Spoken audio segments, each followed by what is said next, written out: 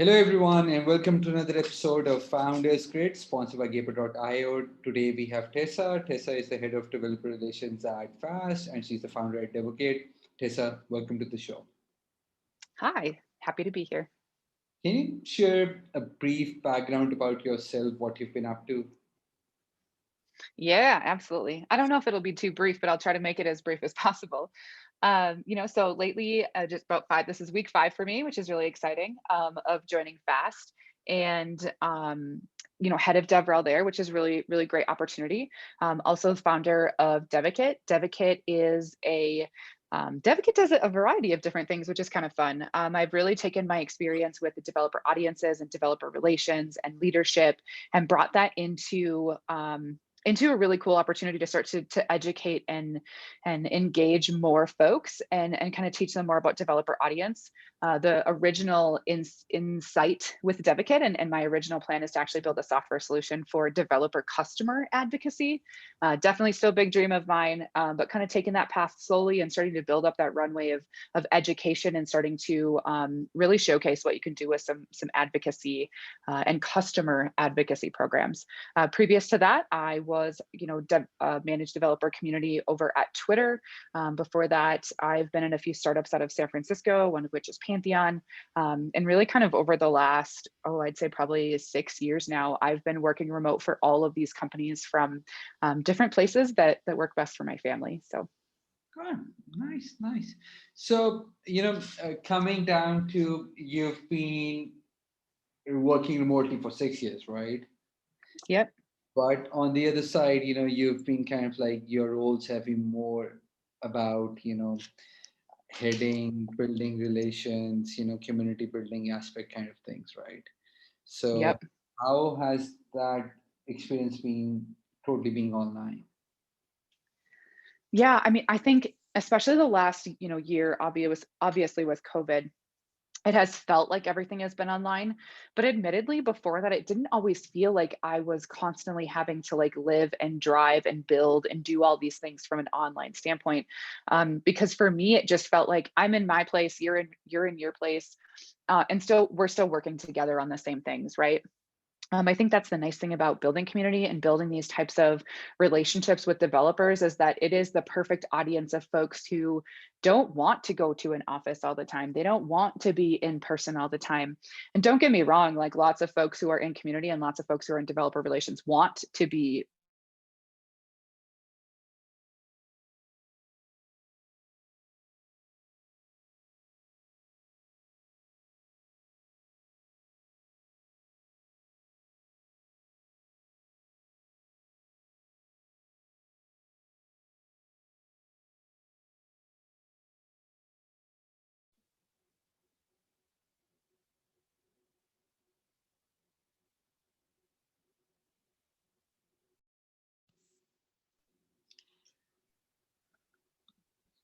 Hello. are you still there? Yeah, sorry, I think we got hit by a lag by some, but please on keep on talking. I think the team will switch the audios eventually after the podcast. So can we start off again with the second question, if that's okay? Yes. Remind me of what the question was again, and then I'll start over. So building communities online, building is been the world is learning today, but you've been remote you've been doing it for the last 6 years. So what are the key takeaways or things, or can you share a bit more of your experience on it? Yes. Okay, got it. All right. Yeah, definitely. Being remote for the last 6 years has really given me a lens and an outlook to be able to just really cater to my audiences in a better way. I know that DevRel notoriously likes to send folks to conferences, obviously pre-COVID, and do a lot of very in-person driven events. And I think that those local in-person events are incredibly valuable because there's a level of relationship that you get when you get to meet someone face to face. But we're also able to do that through Zoom. I think just we're not in this mindset of, hey, this is how we meet people now. And between you and I never want to only meet people online. I love meeting people in person. I love getting to hug my friends and be close to people I care about. But the thing about some of these things when you're looking at it from a professional level is that you're almost excluding this giant group and just giant audience that can't attend conferences for whatever reason. Maybe it's because they have a new baby at home. Maybe they've got a big family. Maybe they've got a pet that needs, serious medical attention. Maybe they can't get childcare. Maybe they can't afford it, right? There's just like all these things that are kind of blockers for people to be able to attend things in person. And I feel really strongly about being able to build strong communities, strong audiences online. And then when you get that chance to finally have that in-person event, or that maybe those local chapter events, which I think work really well, you're still able to meet and have some of those relationships, but you have been able to build this nice foundation online, and it just allows for a lot more inclusivity into those communities. Got it. Got it. And so, okay, now just being, I just want to, I love the term that you use at Chief Mind Exploding Officer,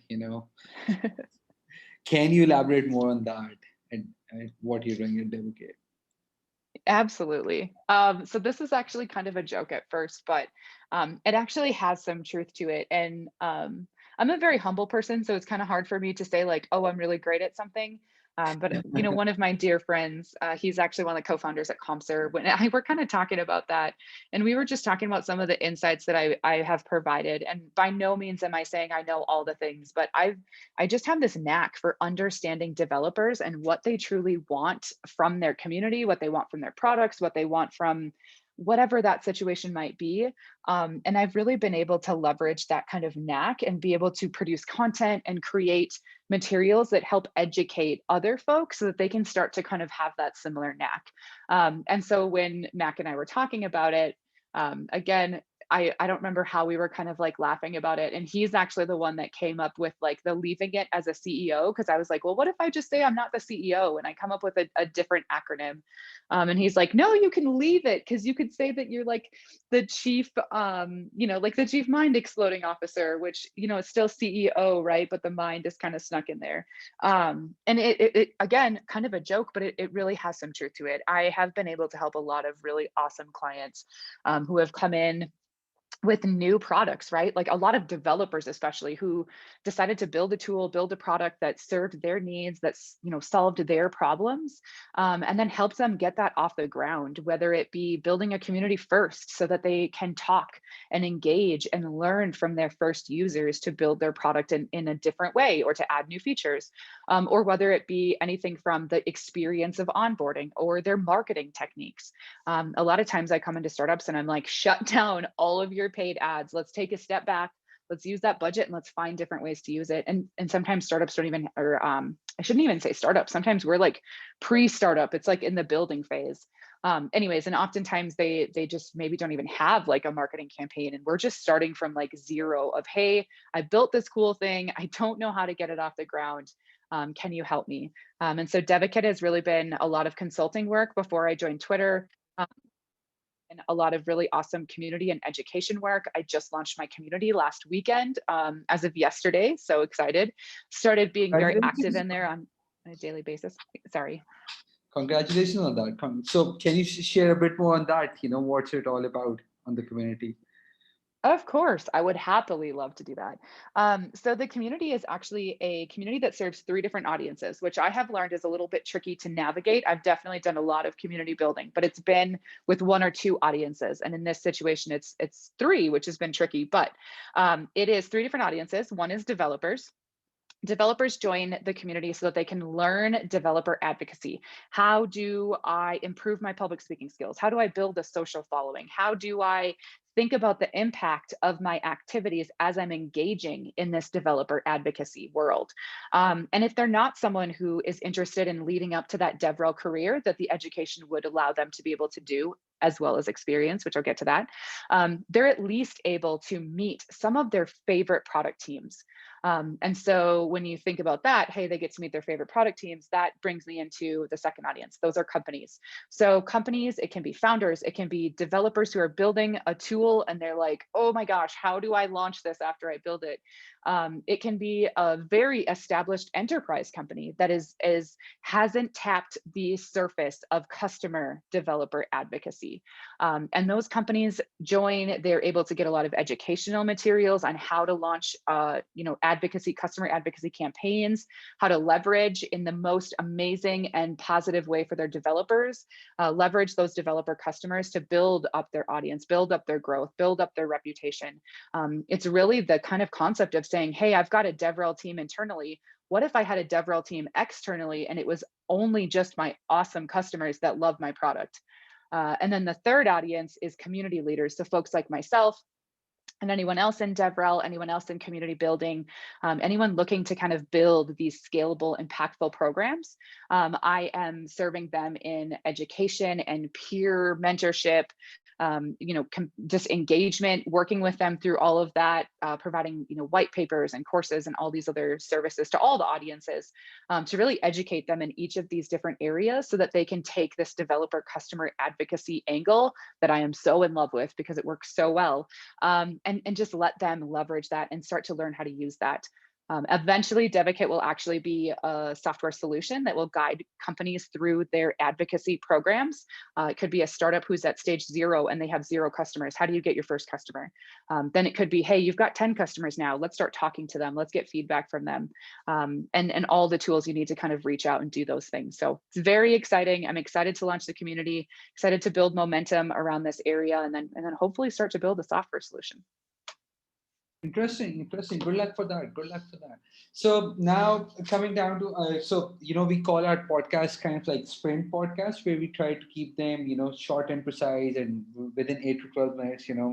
So mental health is something of a topic that has been under discussion, and team burnouts is something of a discussion that has been going around since August 2020, because everyone has been forced to work from home. Not everyone had the capabilities, not everyone had a bigger place, and then human interaction, energy from humans, and everything.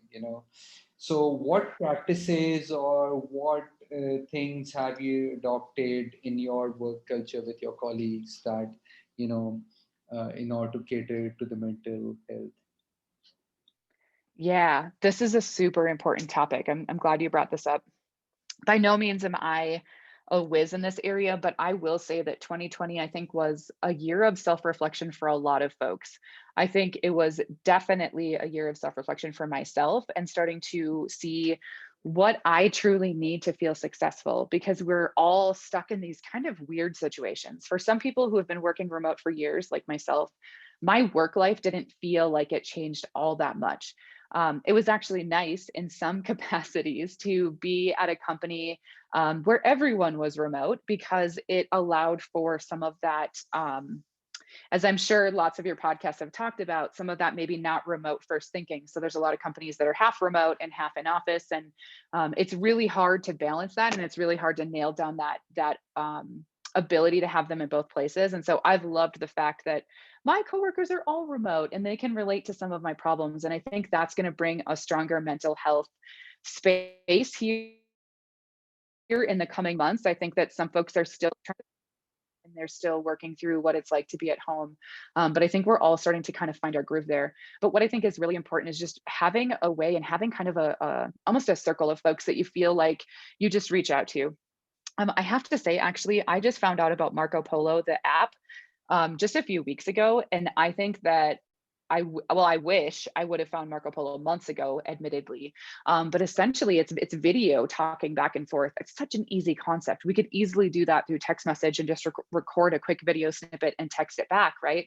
But none of us have thought about that. None of us have been forced in these situations where we don't get to see our grandma or see our parents or see our siblings, because they're in their home, in their space, doing their own thing with their own kids or their own families, and also trying to stay safe. So I think having a group of folks that you can rely on, that you can reach out to. For me, I've started doing that through Marco Polo. It's been incredibly valuable. But I also think being a little bit more vulnerable, and it's really hard for all of us to do that. It's hard for us to say, hey, I need people right now, or hey, I need this thing that could be whatever it is for you, right? For me, it's dog time.